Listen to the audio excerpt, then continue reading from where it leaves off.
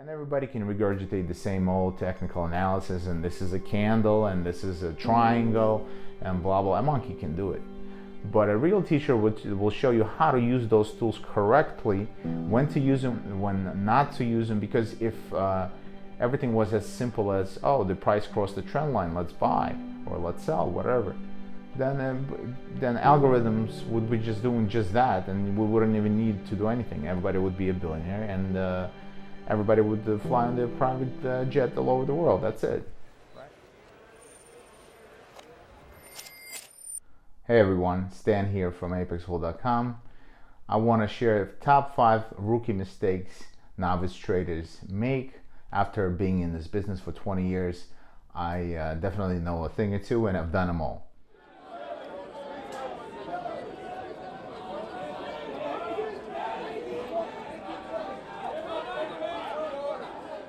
One thing is wrong expectations about the trading business. First of all, it's a business. It's not gambling. It's not casino. It's not entertainment. It's making money like you would in any other business. So having proper expectations is very, very important. Why? Well, most people who come to trading, their expectations are way off. Number one, erroneous expectation being how fast they can become good at it and make money.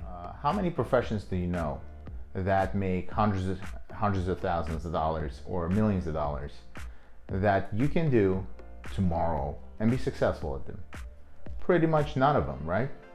So why do you think that having expectation of having a timeline of 1 month or 2 months or even 6 months, to be honest, is enough to become really good at a very complicated thing that can potentially make you a lot of money? See, a lot of novice traders, they get lucky in the beginning. Beginner's luck. It's you beginner luck. They think, oh, I can sustain this, I can do this. And once the market turns and start doing something different, the novice trader stays doing exactly what she has been doing all this time, and then they lose whatever they made, and then some. It's called blowing up. I want trading reopened right now. Get those brokers back in here. Turn those machines back on. Turn those machines back on. Blown up accounts. I've done so, and that's just part of tuition that you pay for education in the markets.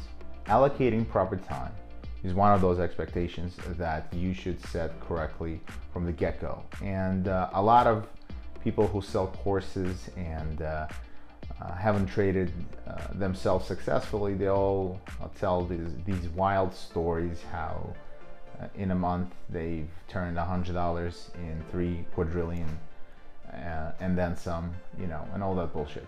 So no. You're not going to turn your $1,000 or your $10,000 into 20 million. And that brings me to another point. Too much leverage and too small of an account. Meaning, let's be honest, it's very hard to turn $1,000 into $1 million. There's a reason why Warren Buffett is world famous and everybody kisses his feet. And he's what, 28% a year, right? So why do you think you're gonna just waltz in and just start turning 100%, 200%, 300%? Straight cash. Then I got enough cigarettes to last me and my family for the rest of our lives. I'm rich, biatch! Do that. You can get lucky, but it's unsustainable and it's too risky. Understand that your limited capital is there for you to learn how to trade properly. That's it. It's not there for you to turn your $10,000 into $10 million. Now, can you have a working plan saying, okay, I have 50 grand and I want to make $5,000 to $10,000 a month? Sure. But again, also you should have a secondary source of income. And this brings me to point number 3, emotional trading. Emotional trading is caused by 2 factors.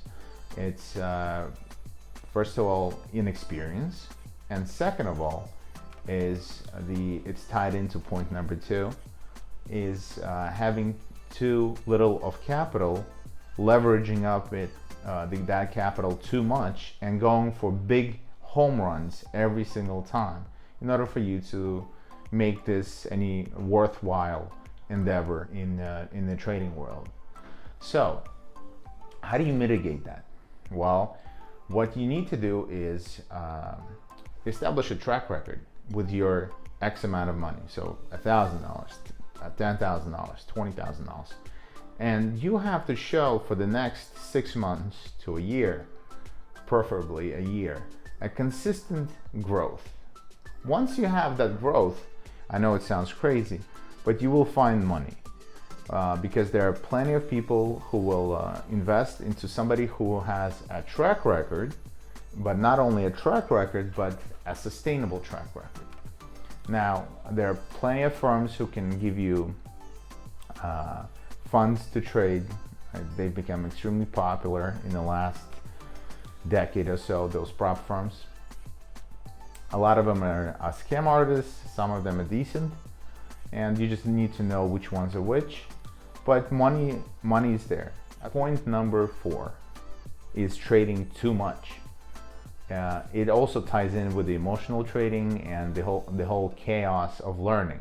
Every gambler knows that the secret to surviving is knowing what to throw away, knowing what to keep. And this is why, again, don't have erroneous expectations of having so many. They're trying to juice the account, basically. You're trying to turn $1,000 into too much, and you're taking way too much risk, and you're basically gambling at that point. So trading too much involves people not having the discipline. Discipline. Nuh-uh, don't rack a discipline. To actually sit on their hands and do nothing and wait for proper setups. And most people who start trading, since they're learning, they want to try a billion different things, which is fine. You can try it on a demo account, you can try it on your learner account, which has a very small amount of money, real money, but something you don't mind losing completely. Put $100 in there, whatever, and trade micro lots, micro whatever. And the 5th point is education, where it all ties in. Education is important, and treat your first year as a process of being in school. You have to find proper mentors with Wall Street or successful independent experience, meaning if you're watching a YouTube by 21-year-old kid talking about trading and technical analysis, what the fuck does he know, right? Just use your common sense. If it's a kid who just markets stuff on YouTube or has a fancy something, blah blah blah, how does he know what he knows and what he's selling? He simply didn't put enough trigger time to have any fucking experience that's worth a damn. And everybody can regurgitate the same old technical analysis, and this is a candle and this is a triangle and blah blah. A monkey can do it, but a real teacher will show you how to use those tools correctly, when to use them, when not to use them. Because if everything was as simple as, oh, the price crossed the trend line, let's buy or let's sell, whatever, then algorithms would be just doing just that, and we wouldn't even need to do anything. Everybody would be a billionaire, and everybody would fly on their private jet all over the world. That's it, right? So obviously it's not working. Obviously it's not working because 90% of people lose money. So let's be honest and realize that this is actually part of the reason why I started this nonprofit, by the way, educational website where all the proceeds go to charity, because I make my money by trading. I don't make any money doing any of this, education or giving out signals, none of that.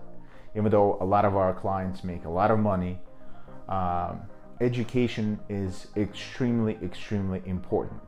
Don't rely just on signals of somebody who's good. because then you become lazy.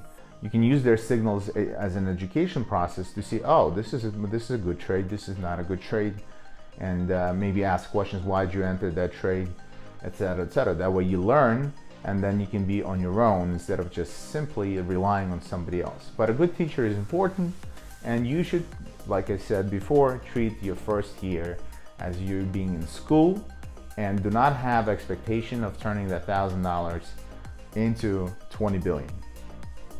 Take that $1,000 and treat it like you just paid for an educational course in any of the universities. That's it. And if you lose it, you lose it. If you make money on it, mazel tov. You know, so find the proper mentor, proper education, and be selective about it. Use your brain. Like I said again, if it's a 20-year-old kid saying some dumb shit on YouTube, do yourself a favor, you know.